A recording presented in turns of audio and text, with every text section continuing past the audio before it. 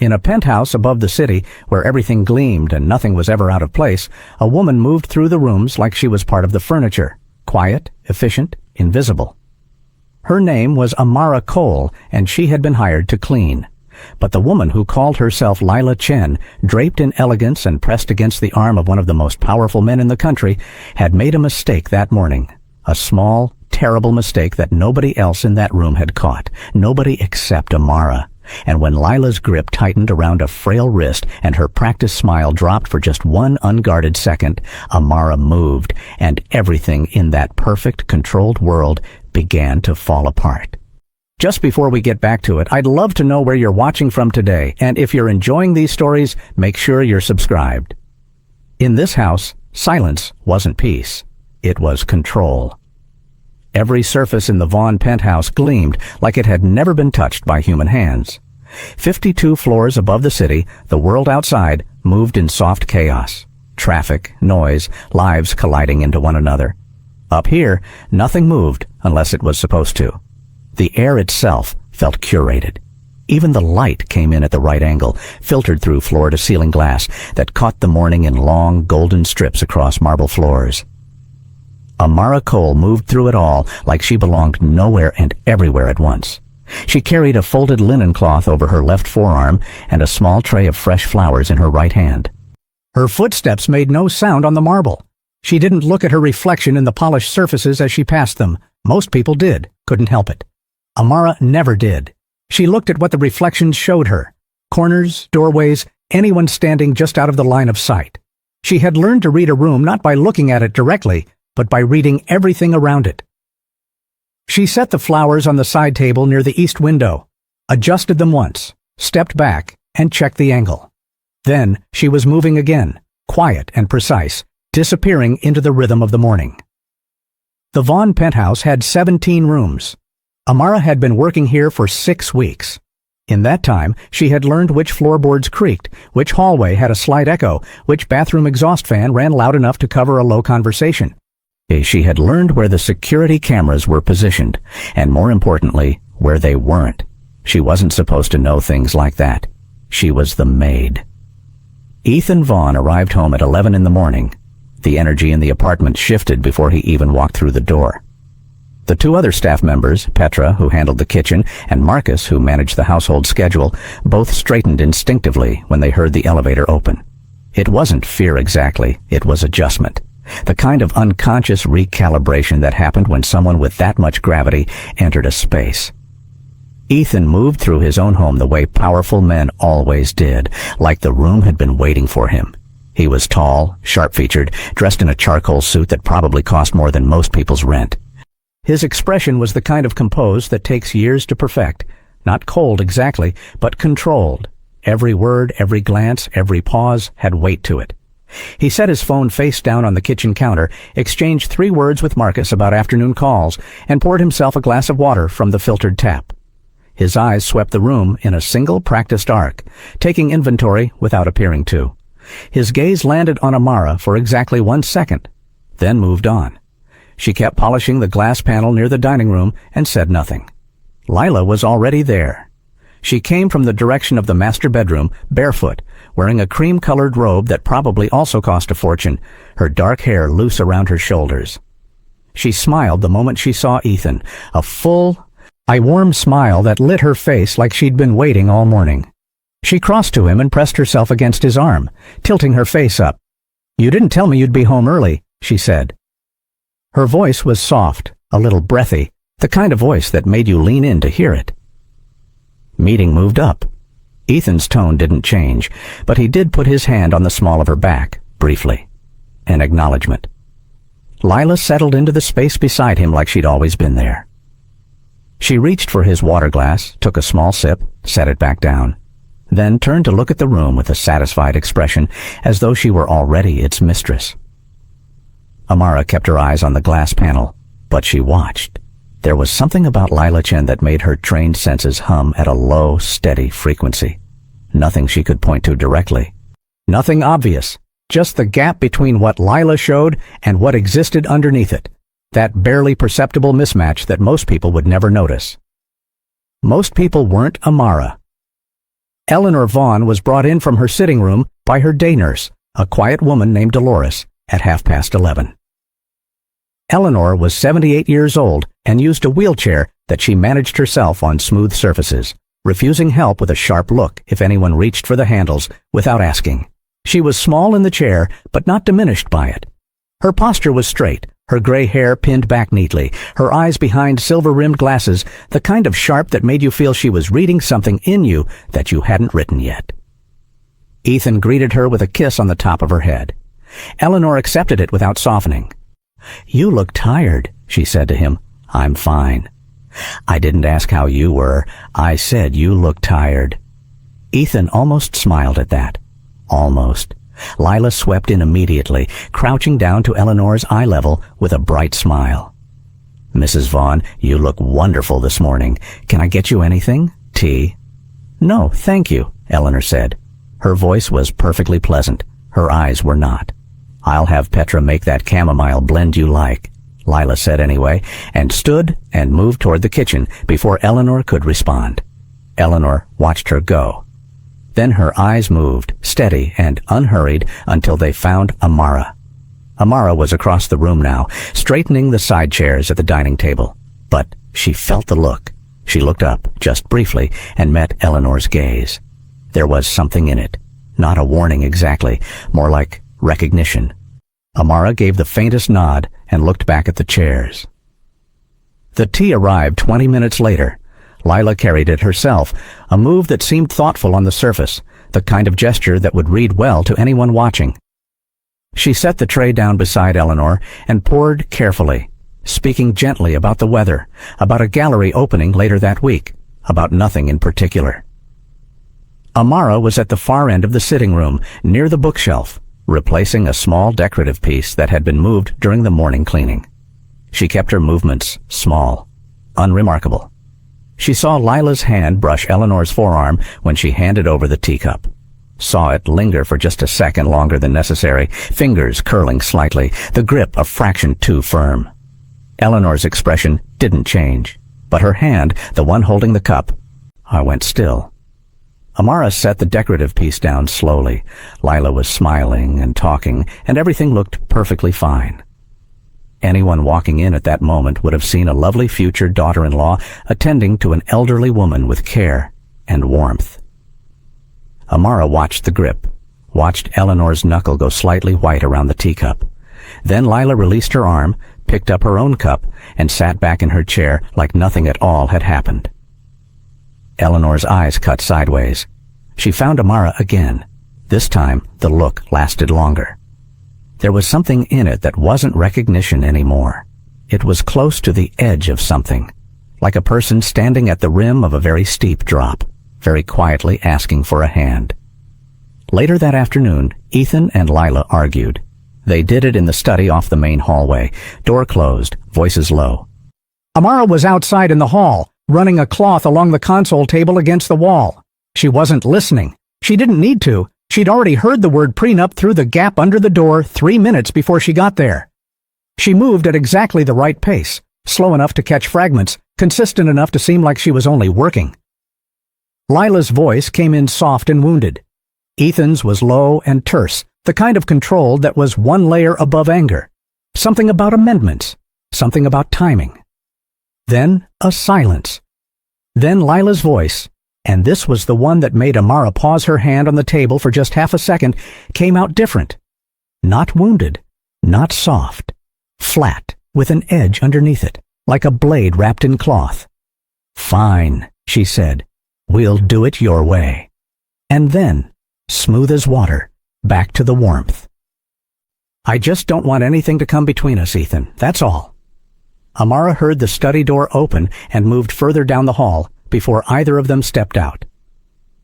That evening, Amara found Eleanor sitting alone in the east sitting room. The sun had started going down, and the long gold light came across the floor and caught the silver of Eleanor's hair. Amara was bringing a fresh water pitcher. She set it on the table, started to go. "Sit," Eleanor said. Amara turned. Eleanor was looking at the window, not at her. "Mrs. Vaughn, I'm not asking you to have tea with me. I'm asking you to sit." A pause. For a moment. Amara sat on the edge of the chair across from her. Eleanor was quiet for a while, then, still looking at the window. "Some people don't enter a house," she said. "They invade it." Amara didn't say anything. "I've lived a very long time," Eleanor continued, "long enough to stop being surprised by the ways people reach for things that don't belong to them. Long enough to know the difference between someone who is afraid and someone who is waiting." She turned then and looked at Amara directly. "You're not afraid," Eleanor said. It wasn't a compliment or a criticism, just an observation. Amara held her gaze. "No, ma'am." Eleanor studied her for another moment, then turned back to the window. "That'll be all," she said. Amara stood and walked back down the hall, but something had shifted in the quiet between them, thin as a wire, strong as cable. The incident happened the next morning. Ethan was in his study on a call. Petra was in the kitchen. Marcus had stepped out. The penthouse had that mid-morning stillness that came between tasks, a brief window where the structure of the day relaxed for a moment. Lila and Eleanor were in the main sitting room. Amara was nearby in the adjoining corridor, running a damp cloth along the lower trim of the wall. It was the kind of task that required her to stay low, stay slow. She could see the sitting room through the open doorway, not the whole room, but enough. A slice of the couch, the side of Eleanor's wheelchair, Lila standing close. They were talking. Lila's voice was musical, easy. Eleanor's responses were brief. Amara worked her way down the trim. Outside, the city moved far below the glass. She heard Eleanor make a small sound, not a word, just a sound, barely audible. She looked up. Through the doorway, she saw Lila's hand wrapped around Eleanor's wrist. And not the gentle contact from the afternoon before. This was a grip. Lila's knuckles were white.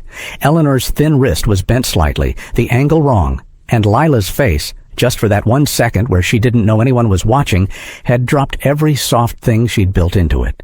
What was underneath was cold, deliberate. The smile still sat on her mouth, but it had stopped meaning anything. Her eyes were entirely still. Eleanor winced. Amara was already moving. She covered the distance between the corridor and the sitting room in 4 steps. Lila didn't hear her coming. Nobody ever did. By the time Lila registered movement in her peripheral vision, Amara's hand was already closing around her wrist. She applied pressure with precision, finding exactly the right point. Lila's grip on Eleanor released involuntarily, her hand opening like a spring had let go. Then Amara twisted, controlled, and efficient, and brought Lila's arm behind her back in a single motion. She stepped through the movement, using momentum, and Lila went down, not brutally, but completely. The carpet cushioned the fall, but the impact was real. Lila landed flat, stunned, staring up at the ceiling. Amara stood over her. Her breathing was even. Her face was still. She looked at Lila the way someone looks at a problem they've already solved. "Don't touch her again," she said. Her voice was quiet, calm. There was nothing shaking in it. The silence in the room expanded. Then Lila screamed. The scream brought Ethan out of his study at a run. He stopped in the sitting room doorway and took in what was in front of him, Lila on the floor. Amara standing 2 feet away, Eleanor still in her chair. For 1/2 second, Ethan didn't move. His mind was clearly running through what he was seeing, trying to arrange it into something that made sense. It didn't make sense. What happened? His voice came out razor-edged. Lila was already crying, the kind of fast, overwhelming tears that looked like shock. She had one hand pressed to her wrist and the other braced against the floor.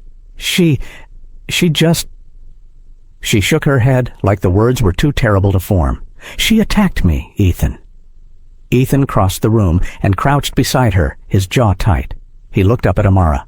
Amara said nothing. She stood with her hands loose at her sides and her face composed, and she did not offer a single word of explanation. "You're fired," Ethan said. His voice was flat and final. "Hey, get out." "She's not going anywhere." The voice came from behind him. Ethan stood slowly and turned around. Eleanor sat in her chair at the center of the room, both hands folded in her lap. She had not moved. Her expression was exactly as it had been before the chaos, composed, careful, giving nothing away. "Grandmother?" "I said she stays." Eleanor's tone didn't rise. It didn't need to. A long silence. Ethan looked at Lila. Lila looked at Amara. Amara looked at no one in particular, just a point somewhere past all of them, steady and still.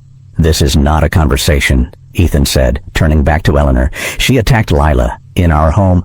"In my home," Eleanor said, quietly, precisely. Another silence, longer this time.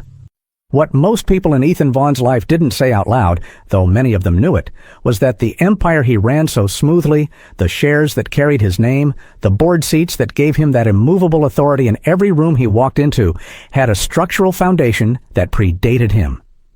Eleanor Vaughn had built the first layer of all of it.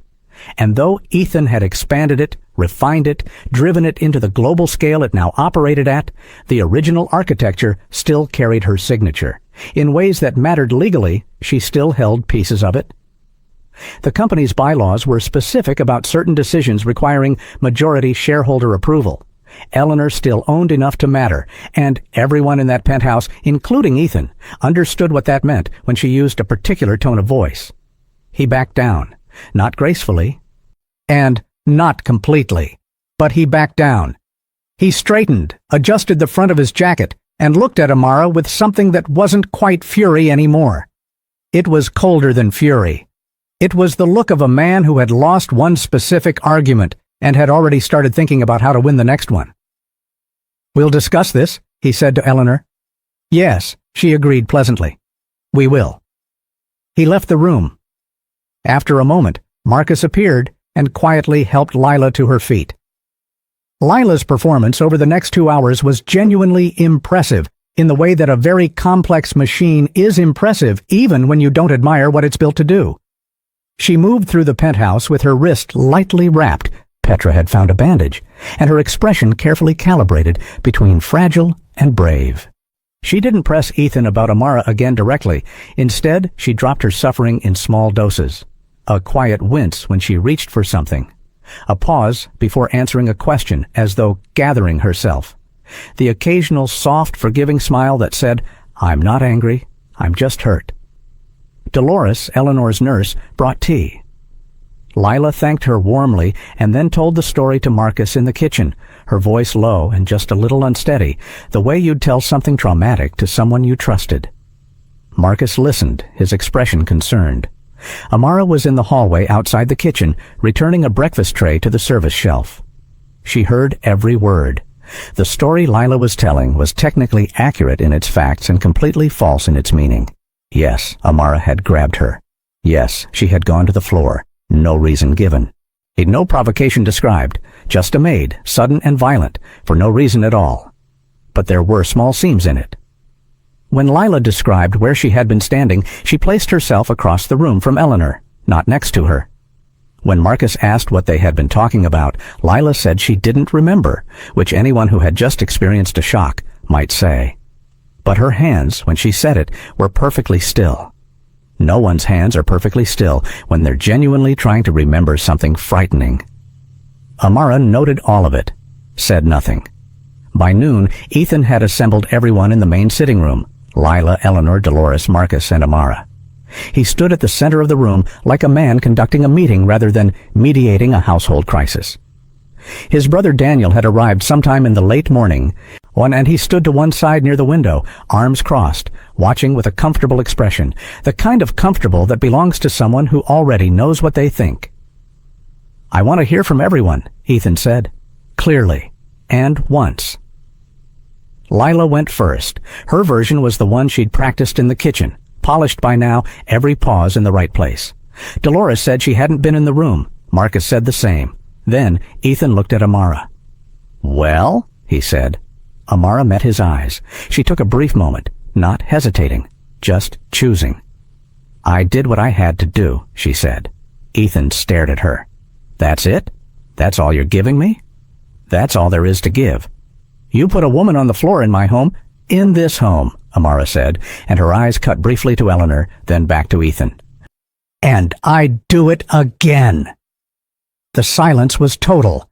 Daniel broke it. He uncrossed his arms and walked forward from the window, his expression shifting into something measured and reasonable, a man presenting himself as the only calm person in a heated room. "I think what we're all struggling with here," he said, is the complete lack of accountability. Whatever Amara thought was happening, whatever she believed, the response was completely out of line. There are other ways to handle things. If she had a concern, she could have spoken to you, Ethan. He turned a brief, sympathetic look on Lila. Instead of this, Lila lowered her eyes. The picture of quiet suffering. Amara looked at Daniel for exactly 3 seconds. Then she looked away. Marcus retrieved the security footage on Ethan's instruction. He pulled it up on the main screen in the study. 3 people watching, Ethan, Daniel, and Amara herself, who had been brought in to watch what the camera showed. The footage was clear in resolution, poor in angle. The sitting room camera was positioned to cover the main entrance and the seating area near the window. The couch where Eleanor had been sat at the edge of the frame. What the camera caught cleanly, perfectly, was Amara crossing the room and taking Lila down in a motion that looked, at that angle, with that context, like a sudden, unprovoked assault. Lila had been standing at the far edge of the frame. Her back was to the camera. Her hand, Eleanor's wrist, none of it visible. Ethan watched the footage twice. His face didn't change, but something behind his eyes shifted. Daniel watched it once. He then sat back with the expression of a man whose position has just been confirmed. Amara watched it and said nothing. That evening, Eleanor asked to speak to Amara privately. Dolores wheeled her to the small sitting room at the end of the east hallway, the one that got the last of the afternoon light, and then left them. Eleanor looked at Amara for a long moment after Dolores pulled the door shut. "They believe what the camera shows them," Eleanor said. "Most people do," Amara replied, "and you believe something else." "I believe what I saw," Amara said, "with my own eyes, in that room." Eleanor was quiet for a moment. Then, "I want you to tell me what you think happened." Amara considered this. "I think you already know," she said carefully, "but I think you want to hear it from someone else, to be sure." Eleanor didn't confirm or deny it. She tilted her head slightly. "Do you trust what you saw?" Amara asked her, "or what you felt?" Eleanor looked at her for a long moment. Something moved behind those sharp eyes, not quite surprise, but close to respect. "Both," she said finally. "I've lived long enough to trust both." Amara nodded once. They didn't speak again after that. But something was different when Amara walked back out into the hallway, a quiet alignment between them, settled and solid, like 2 people who had just agreed to something without saying what it was. The penthouse was quiet by 11 at night. Ethan had taken a call from overseas and retired late. Lila's light was off by 10. Daniel had left after dinner with a brief and entirely convincing show of concern for everyone involved. Amara stayed up. She moved through the apartment on a slow loop, a final check that was part of her routine and entirely unremarkable. Lights off in the kitchen, window locks on the east side, the service elevator latched properly. She came to the corridor that ran behind the main sitting room, the one that accessed a utility panel and 2 secondary storage closets. She moved through it slowly, cloth in hand, looking like she was checking for anything the day's cleaning had missed. She found the panel on the second closet wall. It was a standard utility board, breakers, cable routing, the back end of some of the in-wall systems. Unremarkable, except for the small device attached to the far side of the secondary cable run. It was no bigger than a thumb, matte black. Pressed flat against the back of the panel, where you'd only see it if you were looking for it, or if you knew exactly what you were looking at. Amara looked at it for a long moment. She didn't touch it, didn't photograph it. She stood in the dark of the utility closet and let the weight of what she was looking at settle fully into her chest. Then she stepped back, closed the panel, and walked back out into the hall. Her expression was controlled, but her jaw was set, and her eyes had gone very still. The way eyes go when the thing you were afraid might be true has just become real. She stood at the end of the corridor for a moment, looking at the closed door of Eleanor's room at the far end of the hallway. Whatever was happening in this house had just moved into a different category. The story had already spread by morning. Amara saw it first on Marcus's phone. He'd left its screen up on the kitchen counter while he went to answer the service door. A celebrity gossip site, the kind that ran grainy photos and breathless headlines, had picked up a tip. The headline read, "Billionaire Ethan Vaughn's maid attacks fiancé in luxury penthouse. Sources say she's obsessed. Below it, a photo of the building exterior. Below that, a quote from an unnamed source describing Lila as shaken but gracious. Amara set a glass on the drying rack and said nothing. By midday, 2 more outlets had run versions of the story. The language shifted slightly between each one, volatile, unstable, erratic, but the shape of it stayed the same. A maid, a beautiful, blameless fiancée, an attack without reason.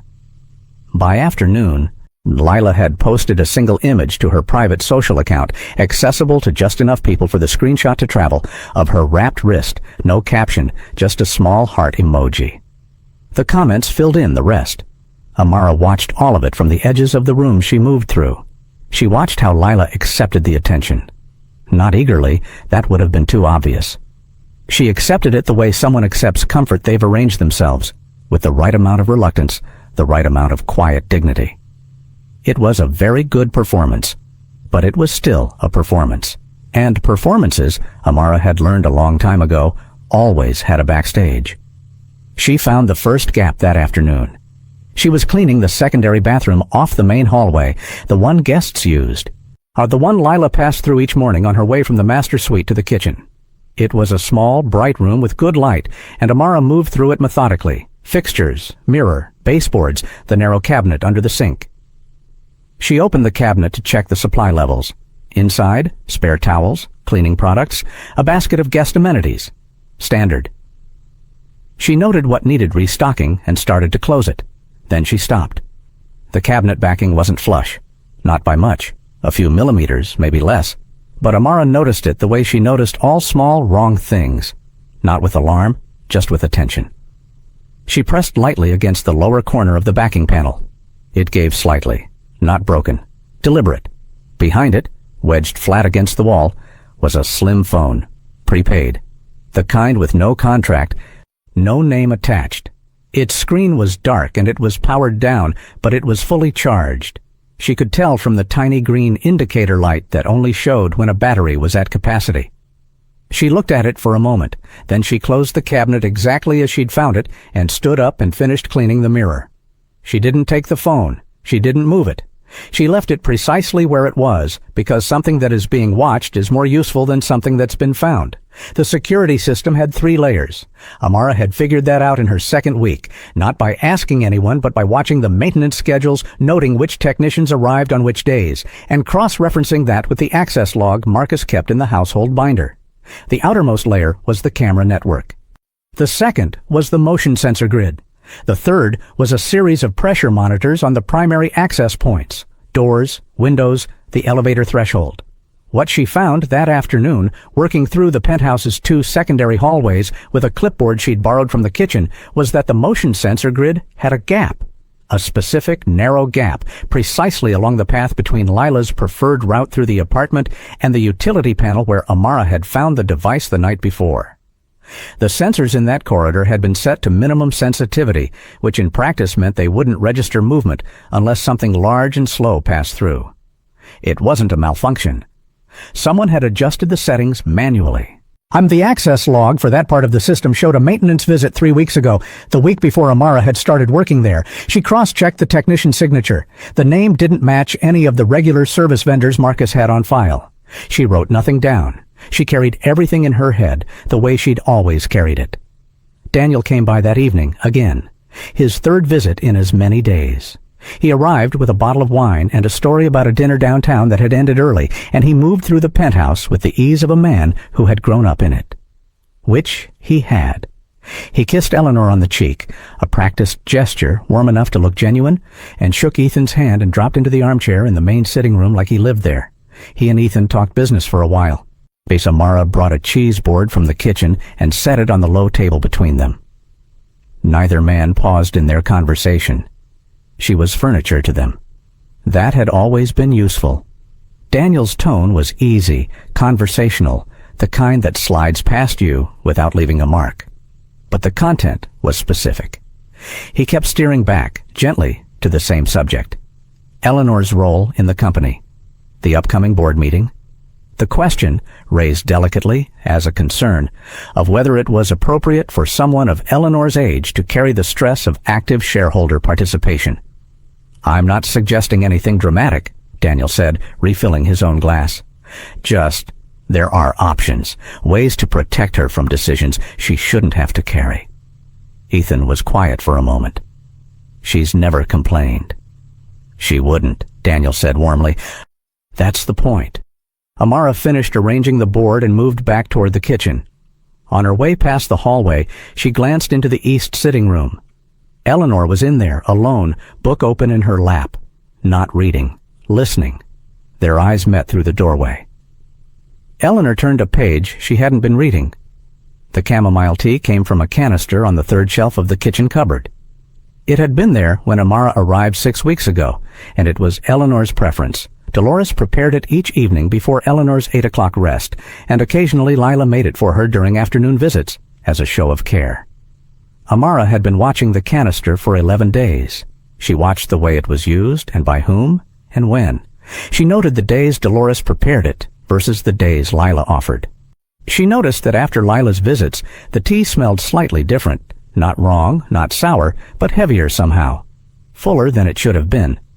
The kind of difference you'd only detect if you'd been paying very close attention to what it normally smelled like. She'd said nothing. She'd needed to be certain.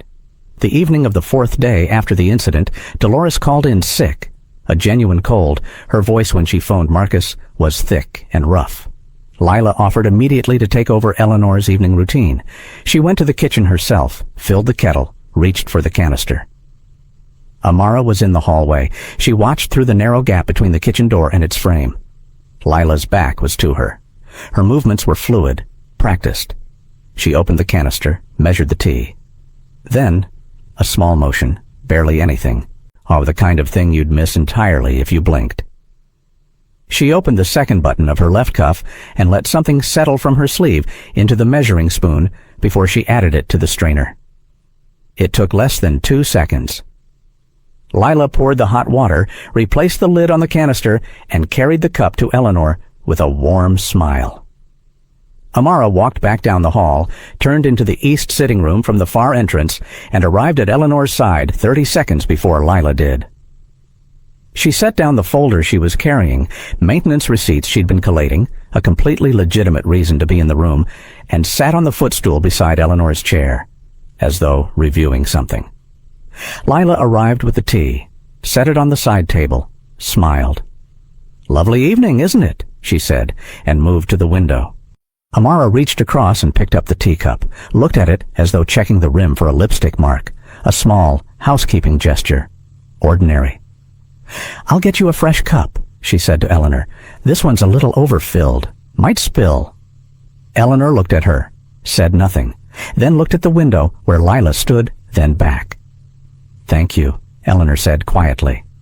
Amara took the cup to the kitchen. She poured most of it carefully into a small sealed container she took from the pocket of her apron, a sample container, the kind you'd find in any first aid kit, and sealed it tightly. Then she rinsed the cup, prepared a fresh cup of tea from a different supply she'd kept separately in the back of the supply drawer for exactly this purpose, and brought it back to Eleanor. Lila was still at the window. She didn't seem to notice anything had changed, but when Amara set the fresh cup down, she felt Lila's gaze move across the back of her neck. Brief, assessing, a fraction of a second, no more. Amara went back to her folder of maintenance receipts and said nothing. That night, after the penthouse had gone dark and quiet, Amara sat on the edge of her narrow bed in the staff room at the back of the apartment and held the sealed container in her palm. She looked at it for a long time. It wasn't enough. Not to show anyone, not to say anything with. A sample in a container proved nothing without a lab. And a lab meant going outside the house, which meant a gap in what she could see and control. She needed more before she could move. She thought about the device in the utility panel, the modified sensors, eyed the prepaid phone behind the bathroom cabinet. She thought about Daniel's careful conversation about removing Eleanor from active decisions. She thought about the timeline, how long Lila had been in this house, how long the security had been quietly adjusted, how much had already been arranged before Amara had ever walked through the door. Then she got up, put the container in the small locked case at the back of her wardrobe, and went to check the corridor outside Eleanor's room one final time before she allowed herself 3 hours of sleep. The corridor was clear. But the window at the far end, the one that looked onto the service balcony, had a smudge on the inside of the glass that hadn't been there this morning. The kind left by a gloved hand pressing against a surface to check its resistance. Someone had tested that window tonight. Amara stood in the dark hallway and breathed steadily and let the full weight of what she was standing inside settle into something she could use. She went to Eleanor's door and knocked softly. One knock, then two. The signal they'd established without words. The way you establish signals when you understand each other without needing to explain everything. A moment, then Eleanor's low voice. "Come." Amara opened the door and stepped inside. "She's not here for him," Amara said quietly. "She's here for everything." Eleanor looked at her from across the room. In the low light, with her silver hair loose around her shoulders and her eyes sharp and completely awake, she looked formidable. She looked like the woman who had built the foundation of an empire with her own hands, and who had never once forgotten how. "I know," Eleanor said.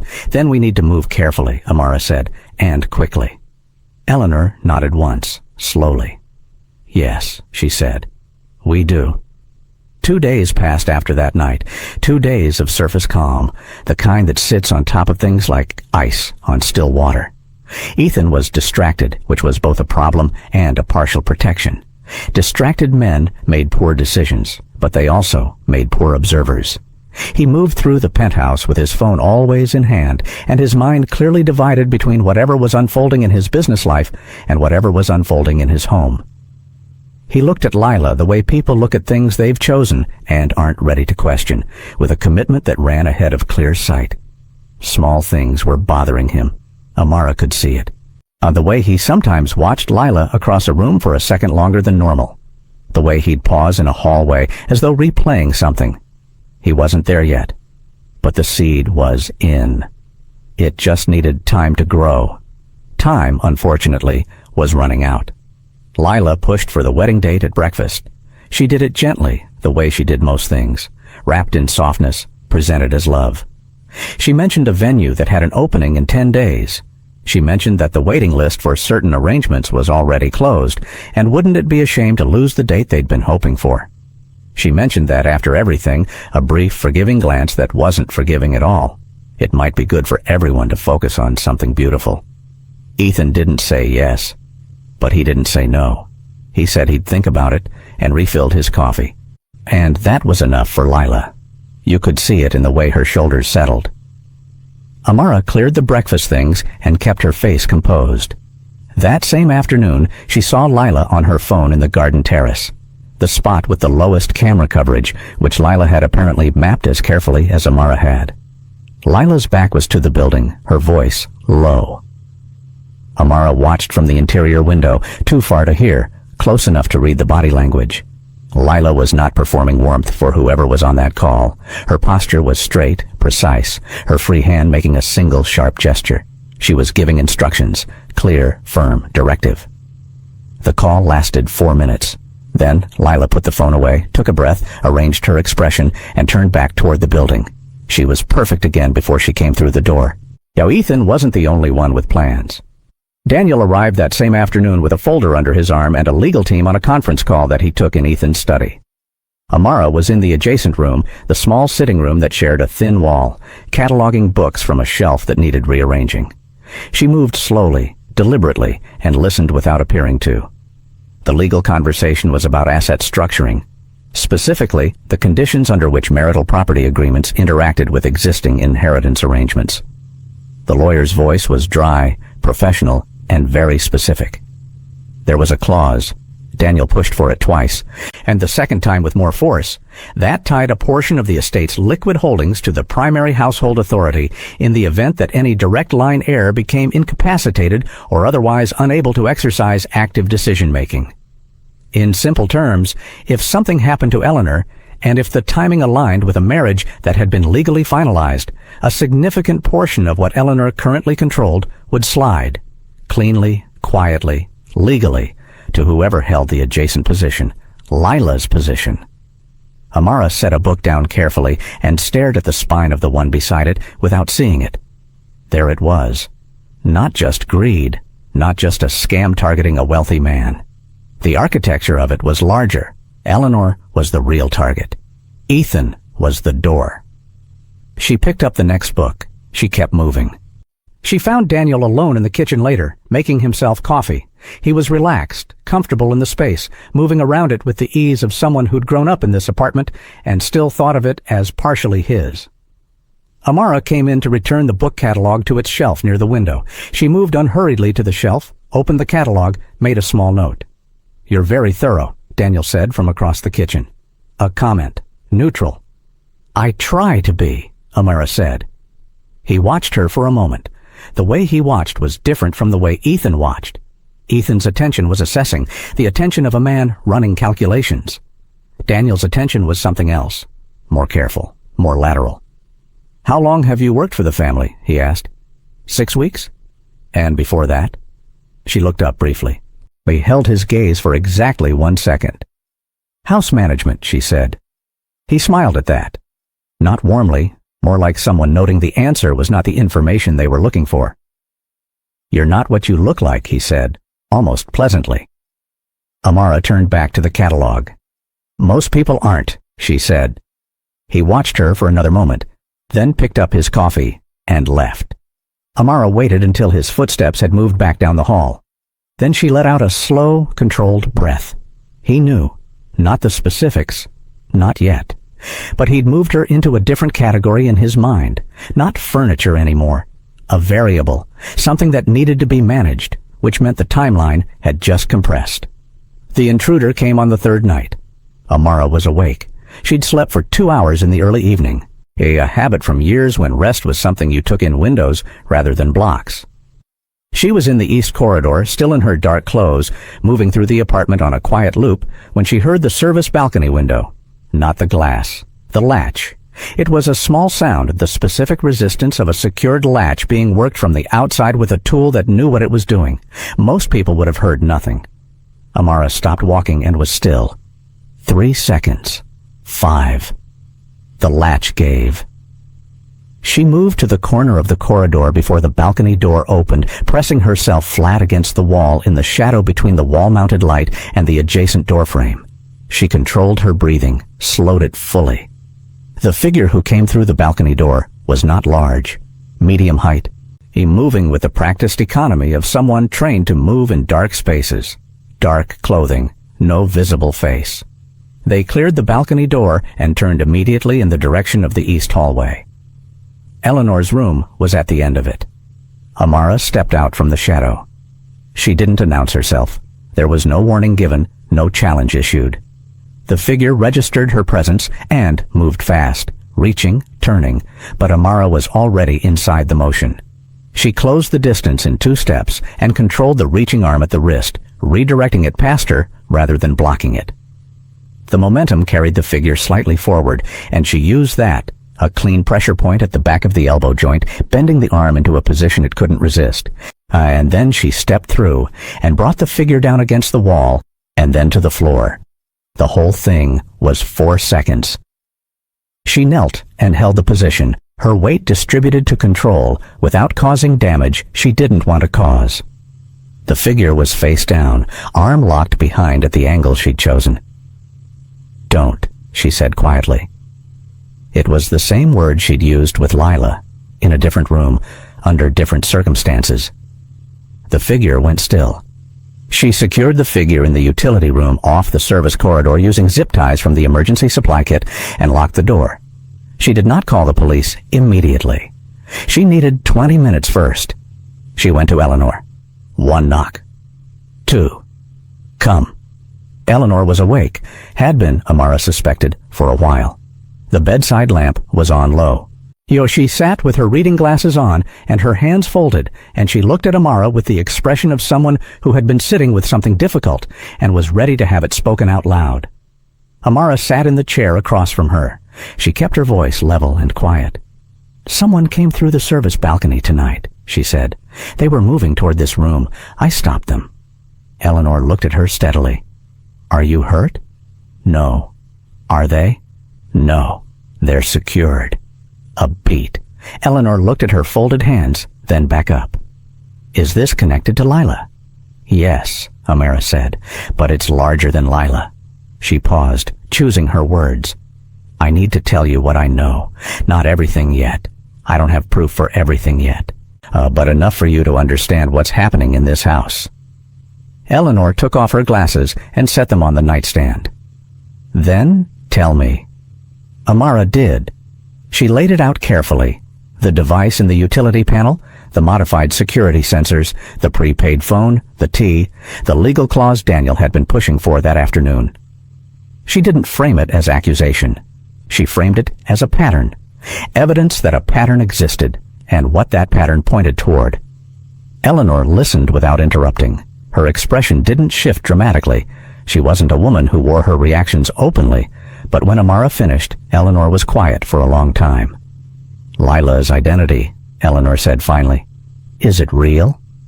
I believe the name is fabricated, Amara said carefully. I don't have confirmed documentation yet, but the behavior profile is consistent with someone operating under a constructed identity. The phone, the network access, the precision of the security modifications, those don't belong to someone acting alone. And Daniel? Eleanor's voice was very quiet now. Amara held her gaze. He's part of it. Eleanor absorbed that. She breathed slowly. Something moved across her face.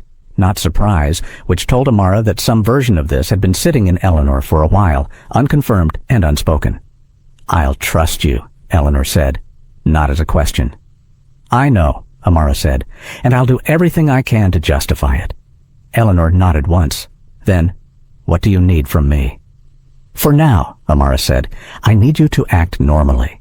Don't change how you are with Lila or with Daniel. Don't give either of them any sign that you know what I've just told you. And Ethan? Amara was quiet for a moment. Not yet, she said. He's not ready to hear it, and if we tell him before we can prove it, Lila will use it. She'll make it about me. Make it look like I'm trying to manipulate him. We'll lose the window. Eleanor considered this for a moment, then nodded. She reached over and turned the lamp off.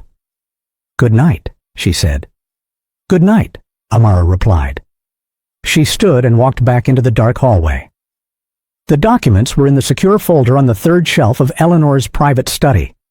The room that only Eleanor entered, and that had never, in the 6 weeks Amara had worked here, been cleaned by anyone other than Eleanor herself. Eleanor showed Amara the folder the next morning, and after Ethan had left for an early meeting and Lila was still asleep. They spread the papers on the desk quietly. Most of it was financial records, estate documents, inheritance structures, legal correspondence going back several years. Eleanor knew exactly where to look. She'd spent more of her life in these documents than anyone else alive, and she moved through them the way a person moves through a house they built themselves. She found the thread in 11 minutes. There was a holding company, registered offshore, obscure, the kind of structure that exists specifically not to be found easily. Its beneficial owner was listed under a name that meant nothing immediately. But one of the company's registered addresses matched a law firm that had correspondence in Eleanor's files going back 3 years.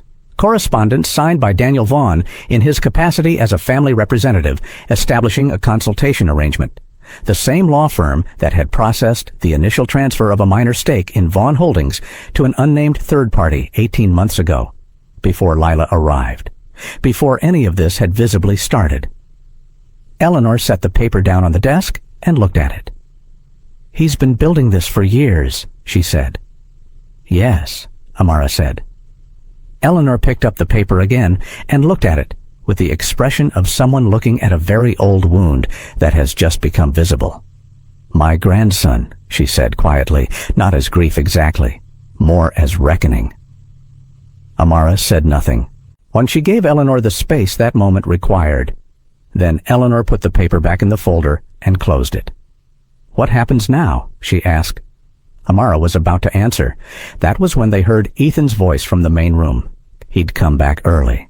And then, a moment later, his words came clearly through the study wall, loud enough to travel. We're getting married tomorrow. The study went completely silent. Amara looked at Eleanor. Eleanor looked at the closed folder on the desk. Amara felt the whole shape of the plan, weeks of careful work, of quiet gathering, of moving piece by piece towards something provable, accelerate suddenly into a single narrow window. Tomorrow. Her jaw set, her eyes went still, and very focused. Whatever she was going to do, it had to happen today. The announcement landed in the penthouse like something dropped from a great height. Ethan said it once, clearly, standing in the middle of the main sitting room with his jacket still on and his phone in his hand. "We're getting married tomorrow." And the words just sat there in the air after he said them, taking up all the available space. Lila appeared from the hallway a moment later, and if she was surprised, she didn't show it. She crossed to Ethan and pressed both hands to his chest and looked up at him with an expression that managed to be simultaneously grateful and serene, as though this was exactly what she had been waiting for and she had never doubted it would come. It was a perfect response, completely practiced. Eleanor, seated near the window with the closed folder still on the desk in the adjacent study, said nothing. She looked at her hands. Amara was in the doorway. She watched Lila's face over Ethan's shoulder, the stillness behind the warmth, the calculation underneath the gratitude, and she felt the weight of the whole situation compress into something sharp and immediate. One day. She had one day. She found Ethan alone that evening. He was in the kitchen, making himself a drink, something he rarely did, standing at the counter with his back to the door, jacket off, sleeves pushed up. He looked for the first time since Amara had been in this house like a man rather than a position. She stepped inside. "Mr. Vaughn." He turned. His expression went flat immediately, the professional composure snapping back into place. "Amara, I need to say something to you." She kept her voice level, no urgency in it, even though every part of her felt it. "I need you to hear it as information, not as a maid speaking out of turn, not as someone with a personal agenda, just listen to the words." He looked at her for a long moment. Something in his face shifted. Not open, but not entirely closed either. He put the glass down. "Go ahead," he said. "If you do this tomorrow," she said, "you won't control what happens next. There are things in motion inside this house that you don't have full sight of. If the marriage happens before those things come to light, you'll have signed away more than you know." Silence. Ethan looked at her with the expression of a man whose first instinct is to dismiss something and whose second instinct is not quite as sure. He looked at the counter, then back at her. "That's a very broad statement," he said carefully. "I know. I can't give you everything yet. I don't have what I need to make it provable, but I'm asking you to slow this down by 1 week, just 1 week." He was quiet for a long time. "You've given me no reason to trust you," he said finally. "You put Lila on the floor in my home. I have it on camera." "You have part of it on camera," Amara said. "There's a difference." He looked at her. She held his gaze and said nothing more. "Good night, Amara," he said. She left. He didn't say she was wrong. That was the thing she carried with her back down the hall. He hadn't said she was wrong. Lila sat in her room that night, the master bedroom, Ethan's room, the room she had moved into as naturally as water filling a space, and called someone. The call lasted 7 minutes. Her voice was quiet, smooth, completely without the softness she used during the day. "Everything is moving faster than expected," she said. "Be ready." A pause while the other person spoke. "I know that," she said. "Make sure the transfer protocols are staged before noon. If anything interrupts the ceremony, we move to the secondary." Another pause. "No, she's not a problem yet. But watch her." She ended the call and sat for a moment, looking at the city through the bedroom window. Then she set her phone on the nightstand and lay back against the pillows and closed her eyes with the complete ease of someone who is not troubled by anything they've done. Amara worked through the night. She started at the security panel in the utility corridor, the same panel where she'd found the device weeks ago. The device was still there. She'd left it deliberately because removing it would have signaled something to whoever was monitoring its feed, but now she needed it to show something specific. She worked carefully with a small kit she kept at the back of the locked case in her room, tools she'd carried in since the first day, buried in what looked like a standard grooming set. She didn't disable the device. She rerouted it. A small physical adjustment that redirected the feed from its current output point to a loop. The signal would appear active and normal to anyone checking remotely, but what it was transmitting now was 2 hours of archived footage from an earlier part of the evening. Quiet. Uneventful. Exactly what someone monitoring it would want to see. Then she moved to the motion sensors. The gap in the grid, the one along the path between Lila's route and the utility panel, she left open. But the sensors flanking Eleanor's room she restored to full sensitivity. If anyone moved toward Eleanor tonight, she'd know it within seconds. Then she sat on the edge of her bed and looked at her phone. There was a photo on it. She'd looked at it before, in quiet moments, but never for long. A younger version of herself, standing next to a woman who had her same strong jaw and her same steady eyes, just slightly softer. They were outside somewhere, a courtyard, a warm day, the light catching both of them at an angle that made everything look simple. Her sister. Her name had been Naomi. She'd been a financial investigator, brilliant with numbers, relentless about the things she cared about. 3 years ago, she'd been following a thread that led through a network of offshore holdings and fabricated identities targeting wealthy families across the Northeast. She'd gotten close enough to something real that the people behind it had noticed. She disappeared on a Tuesday. No body, no trace. Just an empty apartment and a laptop that had been wiped clean. Amara had spent 18 months trying to find her through official channels. Then she'd left official channels behind and started looking a different way. Lila was the third identity she'd been able to connect to the network. The first two had already moved on before Amara could reach them. This time, she'd gotten here earlier. She'd placed herself in this house before Lila had finished building the trap. She put the phone face down on the mattress. She didn't let herself feel it right now. There would be time for that later, or there wouldn't, but either way, it had no place in what she needed to do today. She set her alarm for 5 in the morning and allowed herself 2 hours of sleep. The wedding setup began at dawn. By 7, florists had arrived. By 8, a catering company was running a production line through the service entrance, filling the penthouse with the smell of fresh bread and cut flowers. By 9, the main sitting room and the adjoining terrace had been transformed into something that looked like a magazine editorial. White and gold, clean lines, the city as a backdrop behind a canopy of gardenias. It was beautiful. That was the hardest part almost. The beauty of it. How something constructed entirely as a mechanism could look so genuinely like something worth wanting. Amara moved through it in her uniform, directing caterers to the right spaces, accepting deliveries at the service entrance, being exactly what she appeared to be. Every few circuits of the apartment, she checked the things she needed to check. The sensor readings, the corridor outside Eleanor's room, the security feed loops. At 10, she passed through the main hallway and registered a face she hadn't seen before. He was standing near the entrance to the sitting room, not a caterer, not florist staff. He was wearing a dark suit and holding a small glass of water, and he had the posture of someone trying to look like he belonged there and almost managing it. Medium height, early 40s.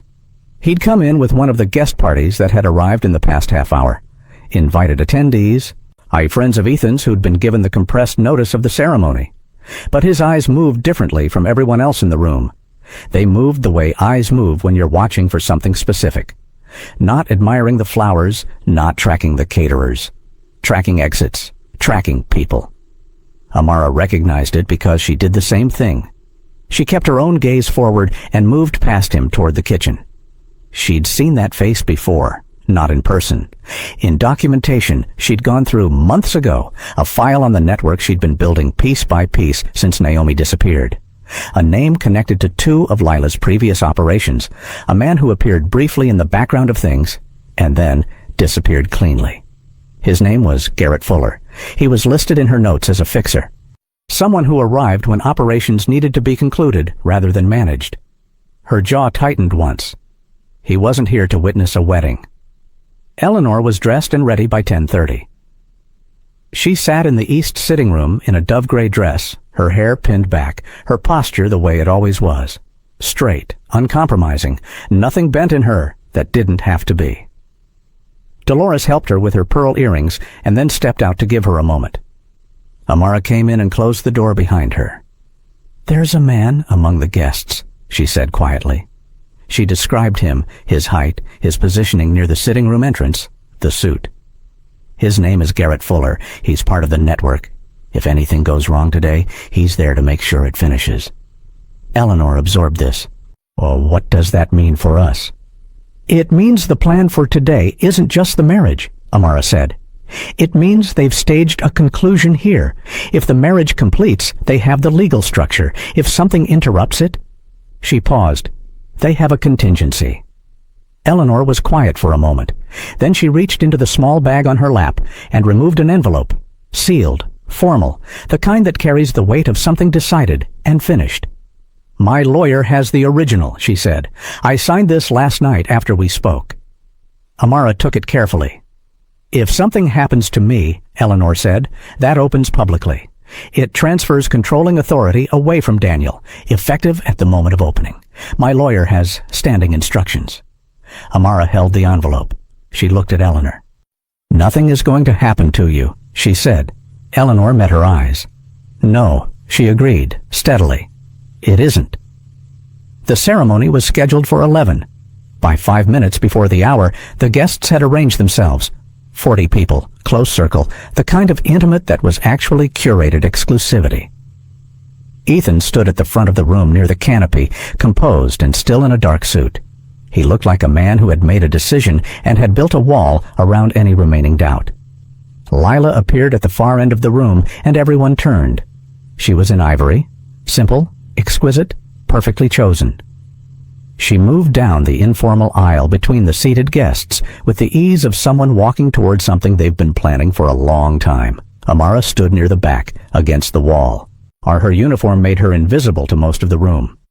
She watched Fuller across the space. He was standing to the left, near the door to the terrace. He was watching Ethan. Daniel was in the third row. He sat with his hands loose in his lap, a faint, private smile on his face. He looked like a man waiting for something to be finalized. The officiant began. The room was very quiet. The city moved far below the glass. Lila reached Ethan. She took his hands and looked up at him, and the expression on her face was so perfectly constructed that even Amara, watching it knowing exactly what it was, felt the pull of it for a fraction of a second. That was the skill of it, the years of it, the total, complete commitment to the performance. The officiant spoke, the usual words, the architecture of a ceremony proceeding as designed. Amara watched Fuller's hand move to the inside of his jacket. She stepped forward. "This wedding can't happen." Her voice came out clear and level, not a shout, but calibrated to carry through the room without effort. 38 heads turned. The officiant stopped mid-sentence. The silence was immediate and total. Ethan's expression went through 3 things in 2 seconds: confusion, recognition, fury. He dropped Lila's hands. "Amara." His voice was a controlled warning. "I'm sorry to do this here," she said. She was already moving, not toward him, toward the side table near the window where she'd placed a thin document folder that morning under the guise of organizing the room. She picked it up and turned. "Oh, I need everyone in this room to hear what I'm going to say. Get her out." Ethan's voice snapped to the 2 security staff near the door. They moved toward her. "The woman standing next to you," Amara said, loudly enough, clearly enough, her eyes on Ethan's face, "is not who she says she is. Her name is not Lila Chen. Her identity documents don't match any verified record in the state she claims to have been born in. Her residential history prior to 3 years ago does not exist." The security staff reached her. She let them take her arms. She didn't resist. She kept talking. "I have partial documentation in this folder. I'm asking someone in this room, anyone, to look at it before this ceremony continues." Murmuring, guests leaning toward each other. Someone near the back stood up slightly. Lila moved first. She stepped away from the officiant and turned toward the room, and the shift was impressive even now. Fluid, immediate, tears arriving exactly on cue. Her voice cracked on the right syllable. "She attacked me in this home," Lila said. "She's been removed from her position twice and keeps coming back. She's obsessed, she's dangerous, and now she's doing this, here, today, to humiliate Ethan." "You have 3 passports," Amara said calmly. 2 of them are in the name of women who died before the age of 4. The third uses a social security number assigned to a woman currently living in Colorado who has never heard of you. A longer silence. Someone in the front row said something quiet to the person beside them. Lila's tears didn't stop, but something behind her eyes had sharpened. "She's lying," Lila said. Her voice was still soft, still fragile. But there was a harder edge underneath it now, a seam showing where the performance met the person beneath. "Ethan, you know me. You know who I am." Ethan looked at her, and Amara watched his face for that one moment, watched it very carefully, and saw the doubt she'd planted 3 weeks ago and watered every day since finally break the surface. Daniel stepped forward from the third row. He moved to the center of the room with the unhurried ease of a man who had prepared for this possibility and was now activating that preparation.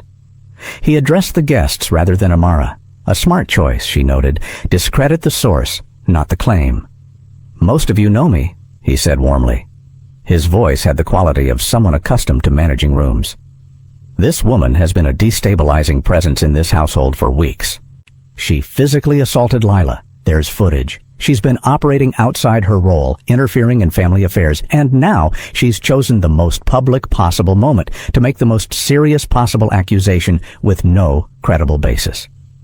He looked at the folder in the security guard's hand, Amara's folder, still unexamined. "May I see that?" he asked. Reasonable tone, measured. He reached for it. A voice from the back of the room said, "Don't touch that folder." Everyone turned. The man was standing near the terrace doors. He'd been seated in the last row and had stood quietly, as though he'd been waiting for a specific moment. He was slight, somewhere in his early 50s, wearing a dark suit that was slightly too large. His face was pale. He was not comfortable standing in front of this many people, but he was standing. Amara looked at him and felt something move in her chest. She knew who he was, not personally, from the same documentation she'd built over 18 months.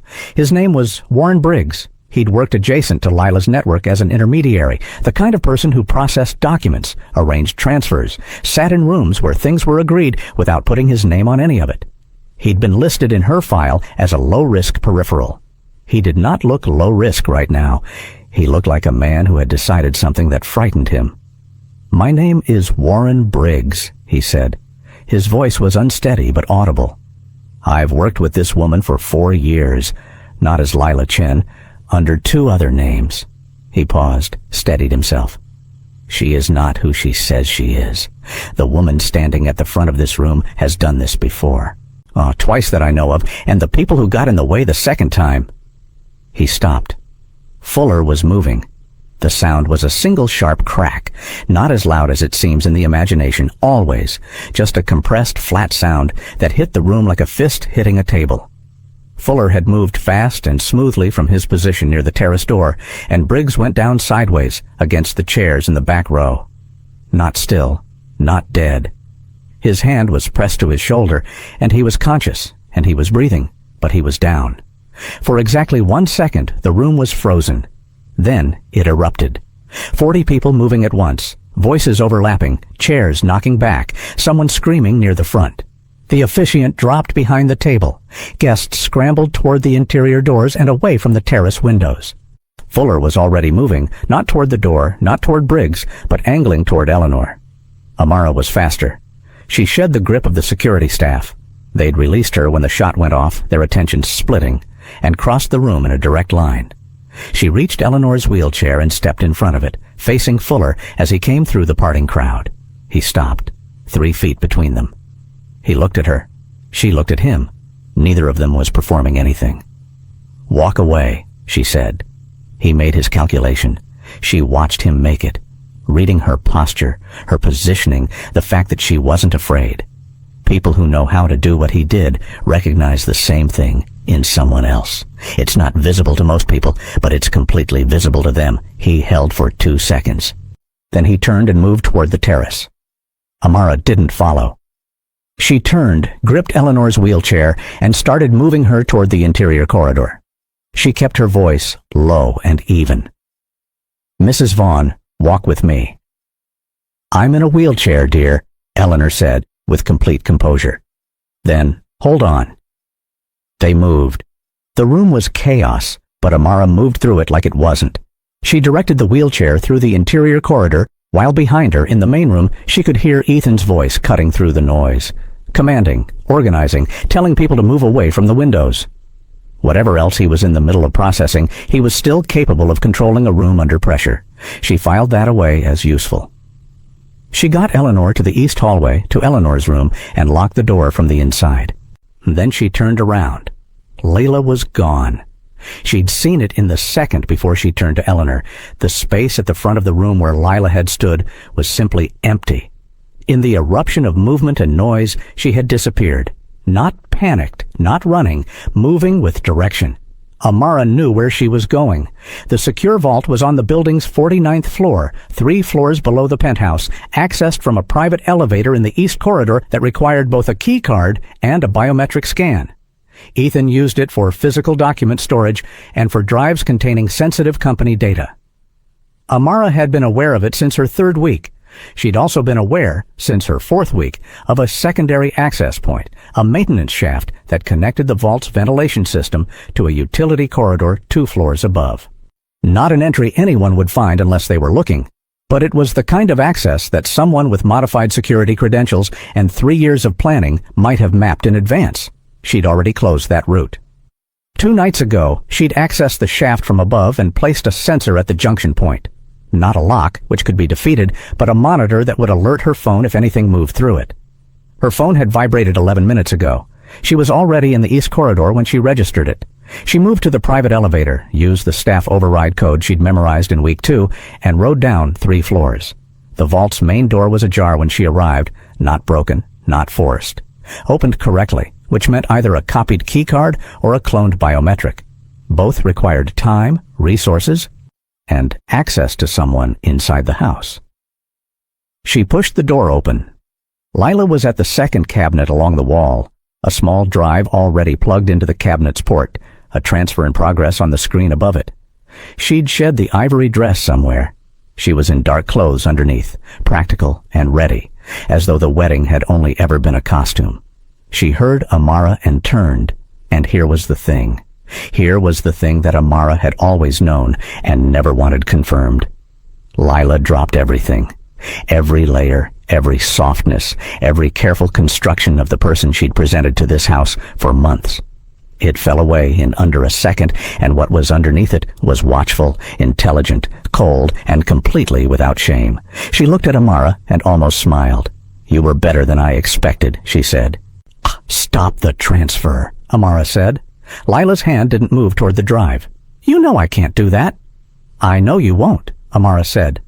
"That's different." Lila tilted her head slightly. "What happens now? You're a maid. Your evidence is partial at best. Warren is down, which means your witness is compromised. Fuller is in the wind." The almost smile settled into something more genuine, and it was the most frightening expression Amara had seen on her face. "You have enough to make noise. You don't have enough to end this." "The transfer," Amara said. "Stop it." Lila looked at her for a moment. Then she reached over and pulled the drive from the port and tucked it into her own pocket. "This was never about the money," she said. Her voice had changed. Lower now, the vowels slightly different. The accent she'd built for Lila peeling back to reveal something older underneath. "The data on that drive is leverage. Names, accounts, associations. People who would pay a great deal to keep it contained." She paused. "You think you've stopped something. You've barely touched it." Amara looked at her steadily. "Where is my sister?" For the first time in this confrontation, something shifted in Lila's face. Not guilt, but acknowledgement. The recognition of a question she had expected and had been holding the answer to like a card. She looked at Amara for a long moment. "She was close," Lila said quietly. "She was very close." And then, before Amara could move, before she could close the remaining distance between them, "She's alive. She's alive." 2 words.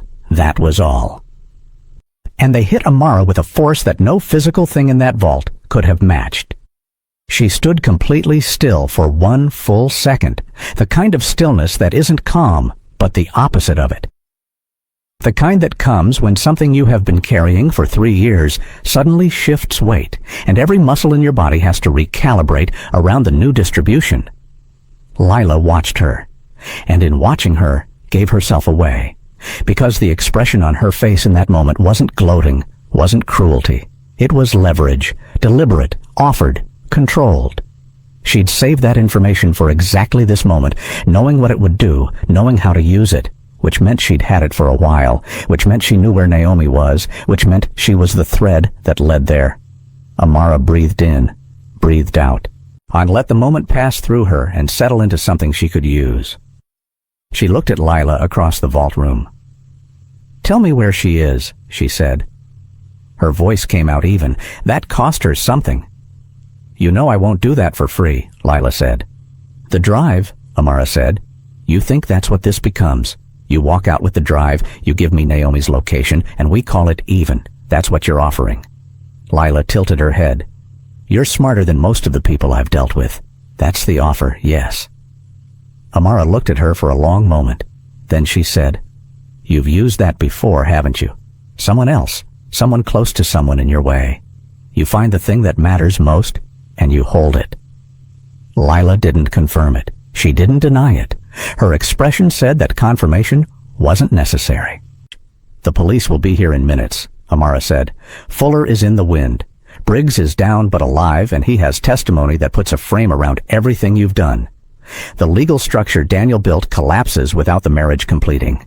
Eleanor's document activates the moment it's opened." She paused. "What you're holding is a drive. What I have is everything else." Lila was quiet. "Tell me where my sister is," Amara said, "and I'll make sure the people coming through that door know that you cooperated. That's not a trade. It's the only version of what happens next, where you have any control at all." Silence in the vault room, the ventilation hum, the city, inaudible from here. Lila looked at the drive in her hand, then footsteps in the corridor outside. Ethan came through the vault door first. But he'd come down in the private elevator, alone, no security staff, no one else. He stopped in the doorway and took in the room in one sweep. Lila against the cabinet, the open drive port, Amara standing between them. His face went through something complicated. He looked at Lila. He looked at her dark clothes, the drive in her hand, the wedding dress that was no longer anywhere in sight. He looked at her the way someone looks at a thing they've been trying not to see clearly for a very long time. "Who are you?" he asked. His voice was quiet. Not a shout, not a performance. Just a man in a room asking the only question that mattered. Lila looked at him. And here, only with this question, something flickered across her face that wasn't entirely calculated. A response to the specific weight of that word. Who, not what. Not what are you doing, or what have you done? Who are you? But it passed. "I'm exactly who I've always been," she said. "You just chose what to see." Ethan absorbed that. He looked at Amara. "Is what you said up there true? All of it?" "Yes," Amara said. "The identity, the documents.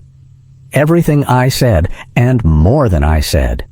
He looked at the floor for a moment. When he looked back up, something had settled in his face. Not peace, exactly, but resolution. The look of a man who has finally stopped arguing with himself. "Tell me what you need," he said to Amara. The estate had gone into lockdown the moment the shot was fired. Ethan had triggered it remotely from his phone, even while he was still managing the guests upstairs. Police were at the building perimeter. 2 officers were already in the penthouse, managing the scene in the main room. An ambulance had reached Briggs. Fuller had not gotten far. He'd moved toward the terrace and found the exterior stairs that ran down the service side of the building, a route Amara had anticipated, which was why she'd restored the external motion sensors on that face of the building 2 nights ago. When Fuller triggered them, it sent an alert directly to the building's security desk, and the officers who arrived at the perimeter had his description before he reached the ground floor.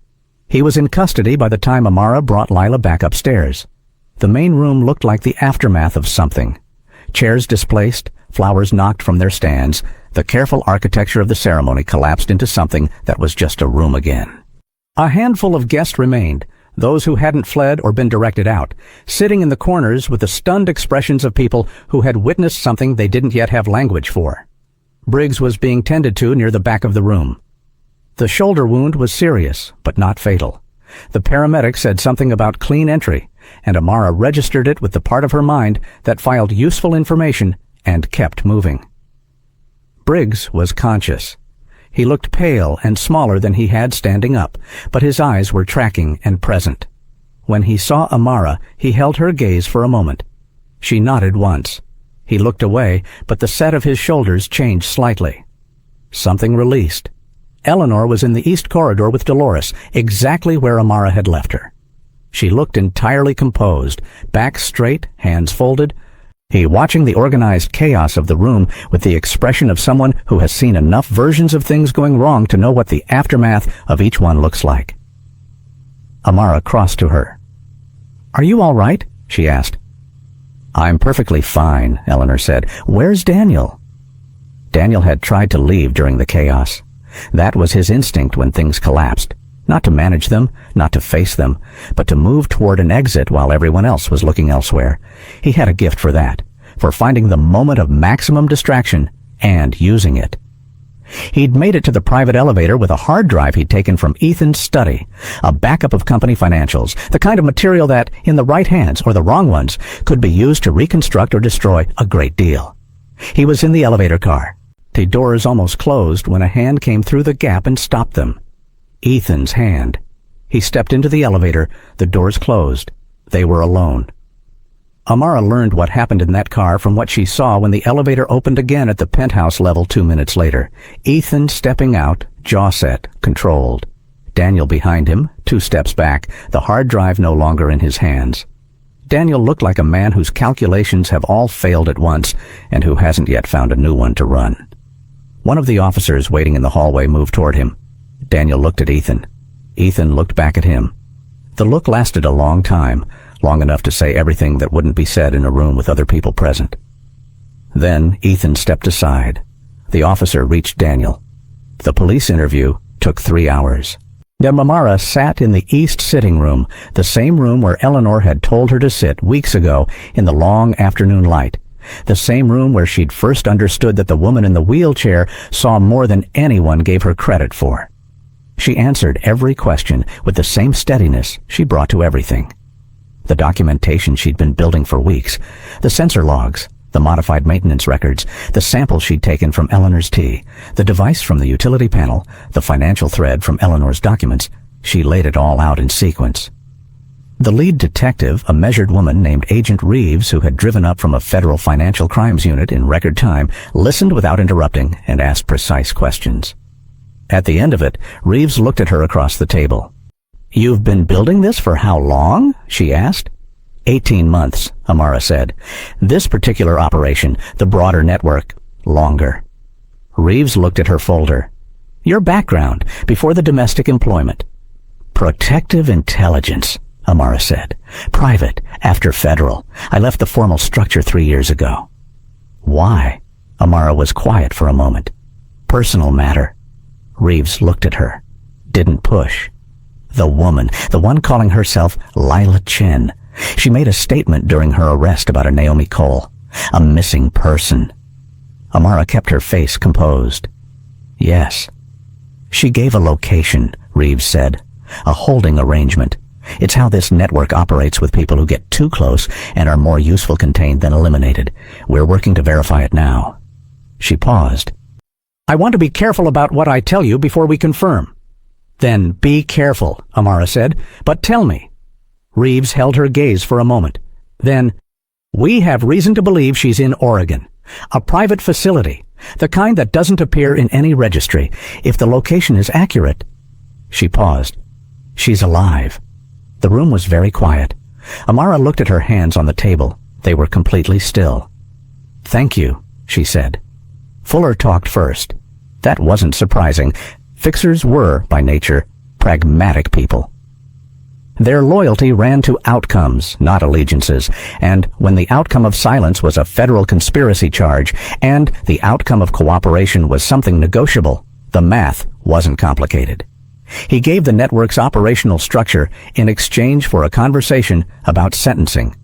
Names, routes, the financial architecture that moved money between operations. He'd been inside it long enough to know enough.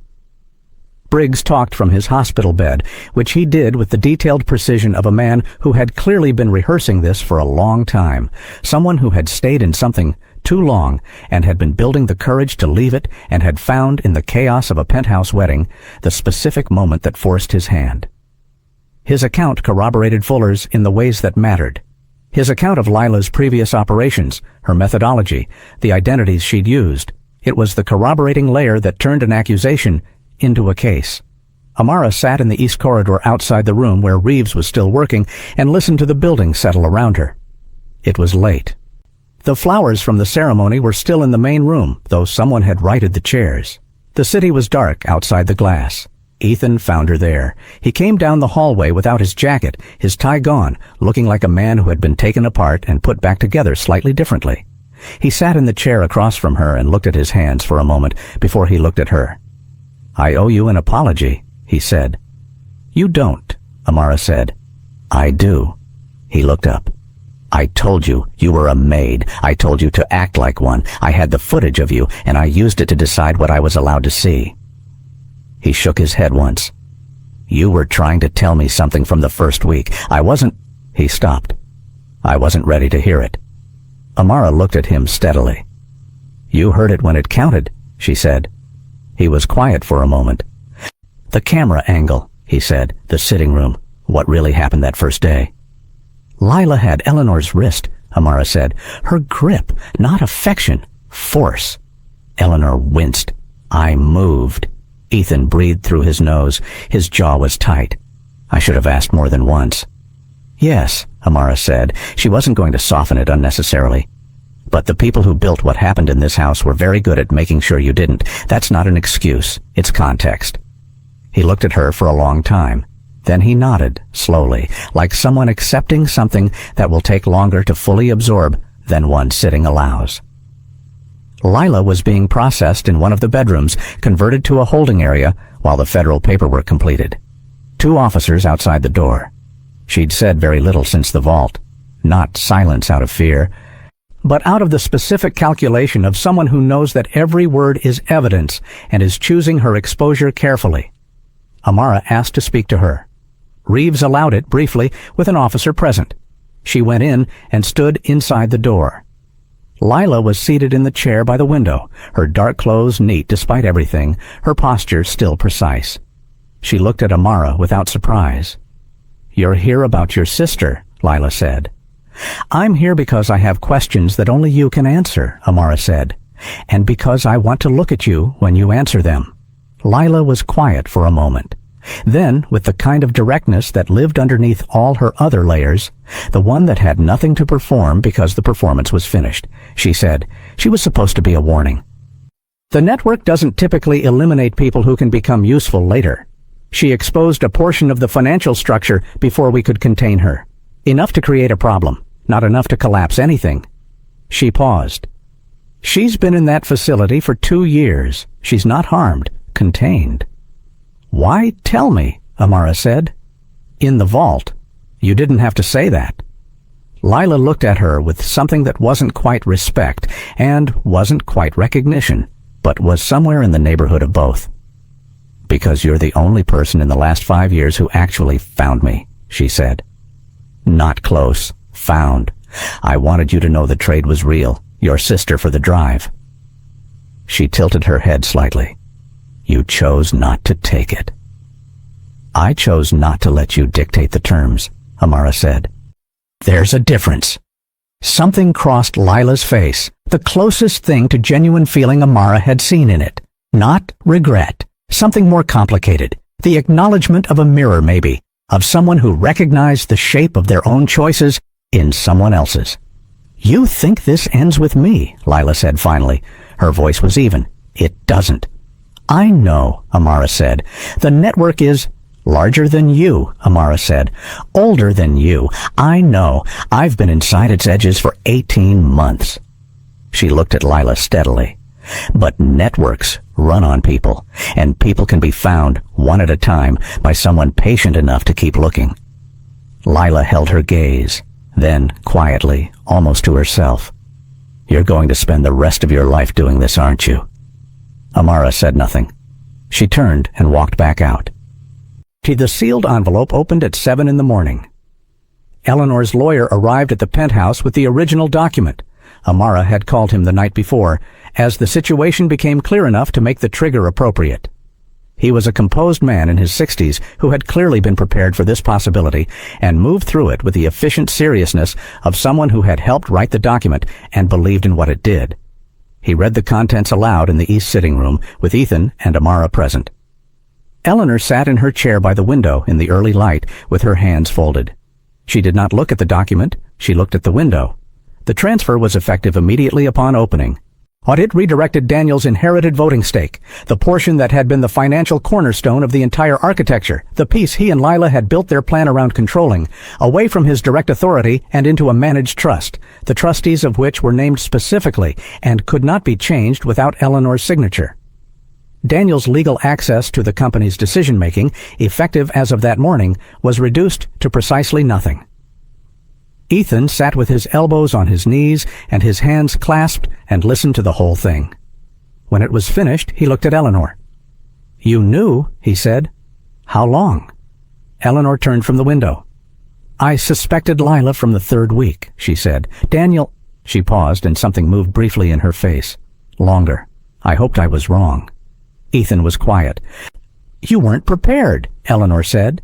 "That's not a failure of your intelligence, Ethan. It's a failure of your willingness to see what you didn't want to see. Those are different things. One can be trained, the other has to be chosen." He looked at her. The way a person looks at someone they have been taking for granted for a very long time and have just understood all at once the full scale of what that cost. "Yes," he said quietly. Eleanor looked at Amara. "You chose well," she said.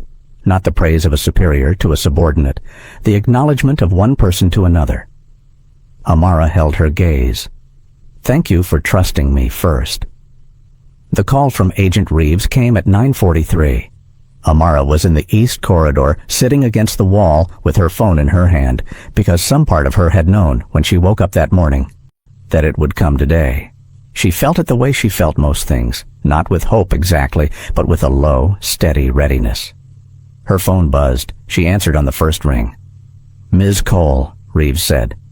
"The facility in Oregon. Our team made contact 2 hours ago."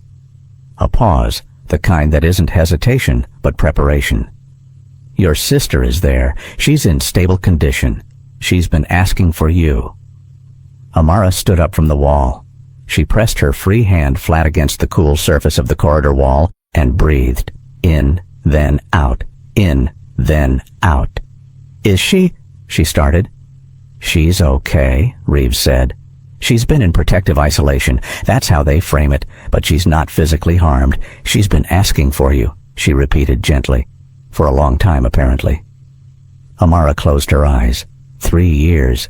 18 months of building, all of placing herself inside rooms like this one, of being invisible and patient and precise and not allowing herself to feel the full weight of it, because the full weight of it would have stopped her moving. 3 years of carrying the photo and putting it face down and getting up before dawn and doing the next thing and the next thing and the next. She breathed. Then she opened her eyes, and she was still in the corridor, and the light was still coming through the window at the end of it, and the city was below the glass, and Naomi was alive and asking for her. "I'll be on the next flight," she said. Ethan found her an hour later. She was packing, the small, efficient packing of someone who doesn't own much more than what fits in a single bag, which had always been a practical choice and was now, she thought, something she might eventually change. He stood in the doorway of the staff room. He looked at the bag. He looked at her. "Oregon?" he said. "Yes." He was quiet for a moment. "Is she all right?" "She will be." He nodded. He looked at the floor briefly, then back up. "I'd like to offer you something," he said. "Not as an obligation, not as compensation, but because I think—" He paused, searching for the right shape for it. "Because I think this house needs someone who actually sees it, not manages it, sees it." Amara looked at him. "Head of security," he said. "The position would mean building something from the ground up.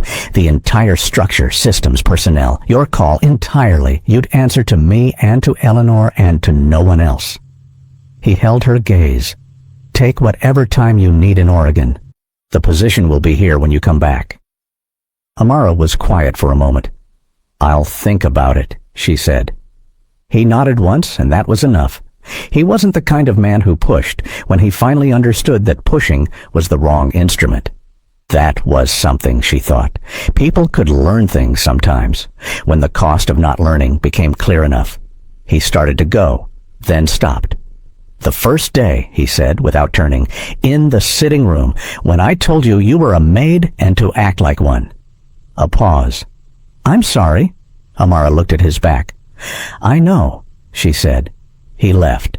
Eleanor was in the east sitting room when Amara came to say goodbye. The same chair, the same window, the same long light, because some rooms hold their character regardless of what has moved through them. Eleanor looked at her bag. She said nothing for a moment. Then, "You didn't serve this house." Amara waited. "You saved it," Eleanor said. "From burning, from something it might not have recovered from." She tilted her head slightly. "I've been in this family for 53 years. I've watched people come through this door wanting pieces of it, wanting the name or the money or the access or the influence. I've seen what that looks like." She looked at Amara steadily. "You came through that door wanting none of it." "I came through that door with a purpose," Amara said. "Yes," Eleanor said, "and you kept it, even when it cost you. That's rarer than you might think." She reached out her hand. Amara took it. Eleanor's grip was thin, but firm. The grip of someone who had held things together for a very long time, and had not yet decided to stop. "Here, go get your sister," Eleanor said. Amara held her hand for a moment, then released it. She picked up her bag and walked to the elevator. The penthouse was quiet around her, not the curated silence of control that had characterized it 6 weeks ago, but something different. Lighter. The silence of a place that has had something removed from it that had been pressing down on it without anyone fully recognizing the weight. The elevator opened. She stepped in. The doors closed, and she watched the penthouse disappear behind the polished metal, and she breathed, and she let herself feel it. All of it. The 3 years, the patience, the cost of the silence, the weight of the photo she'd looked at in the dark on so many nights. She let herself feel it for exactly as long as the elevator took to reach the lobby. Then the doors opened. She walked out into the morning. Some people walk into a house to serve, others walk in to protect it from burning, and some, the rarest kind, walk in carrying something the house could never give them. They walk out still carrying it. But lighter. Finally lighter. How many times do we overlook the quiet ones, mistaking stillness for weakness and silence for having nothing to say? If this story stayed with you, hit like and subscribe. There are more stories like this one waiting for you.